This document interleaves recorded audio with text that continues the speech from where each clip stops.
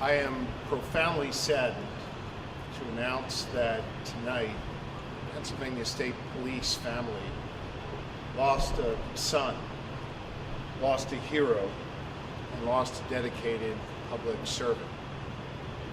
Corporal Timothy O'Connor was killed tonight doing what he's dedicated his life to, and that is serving others, keeping our community safe, looking out for his fellow Pennsylvanians, especially right here in Chester County.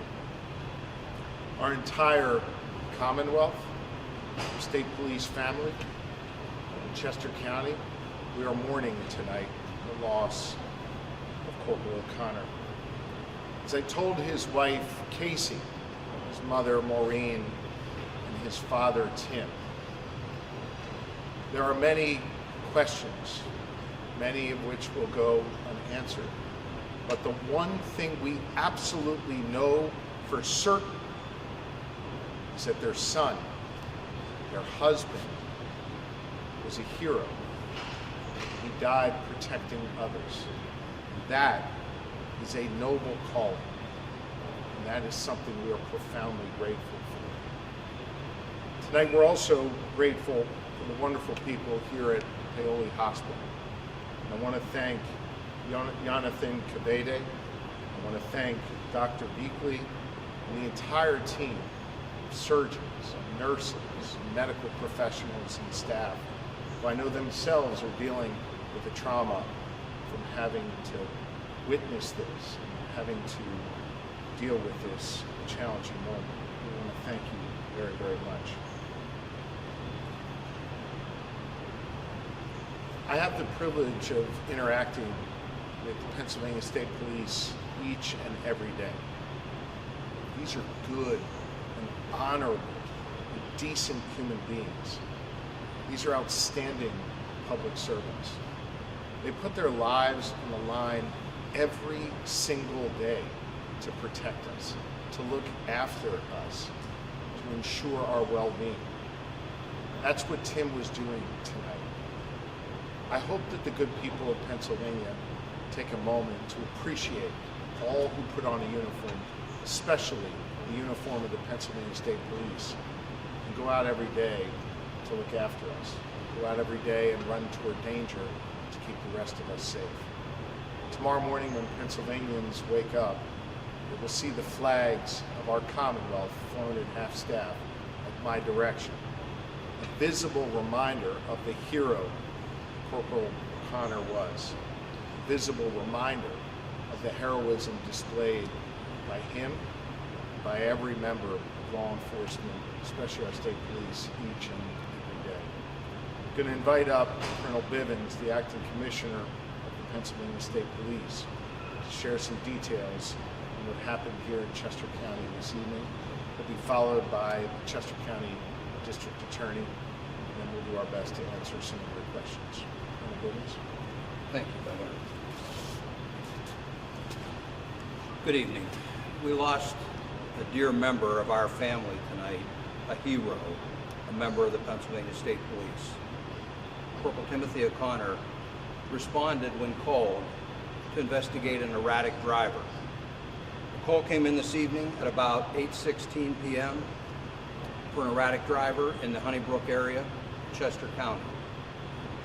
A description of a vehicle was provided to him. He began looking for that vehicle and located it within minutes. At 8:24 p.m., he stopped that vehicle near the intersection of Route 10 and Michael Road in West County Township, Chester County.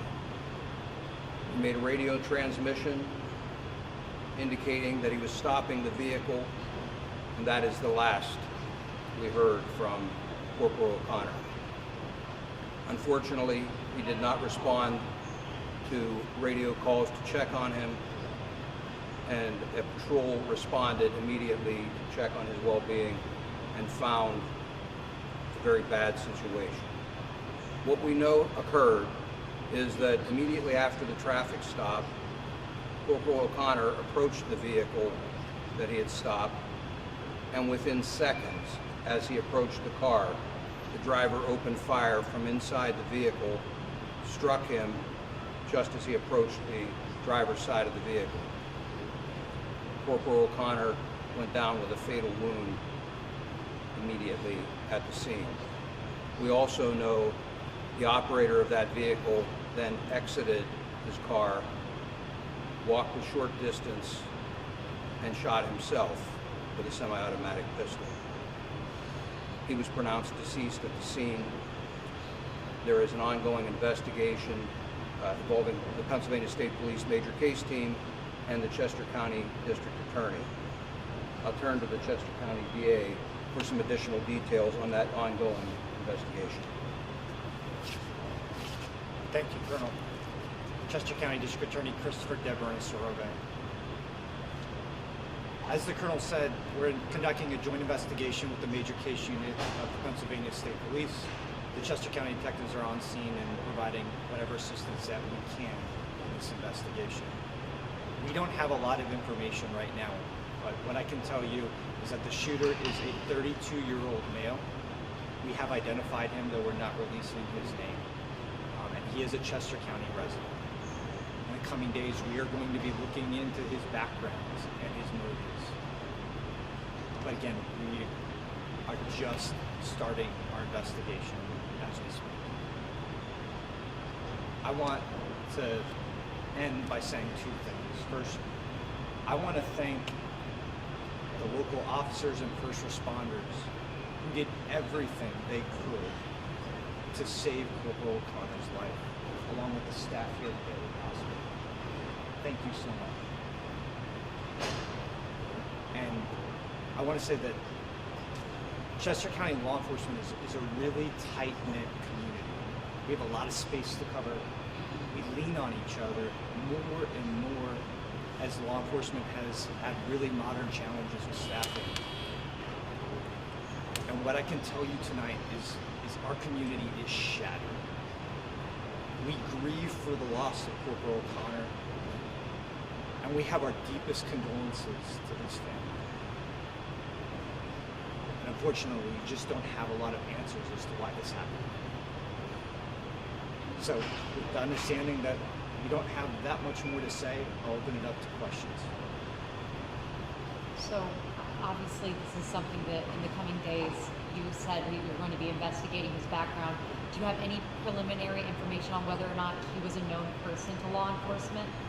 Well, all I'm going to say right now is that we're treating this as a murder-suicide, and we're going to do a deep dive. We'll have an update as soon as we have some answers about his precise background. Forgive me for joining late, so I might have missed the beginning of everything, but was there a reason why he was pulled over? It's for erratic driving. Okay, thank you. I heard on police radio that FBI was contacted. Any reason for them?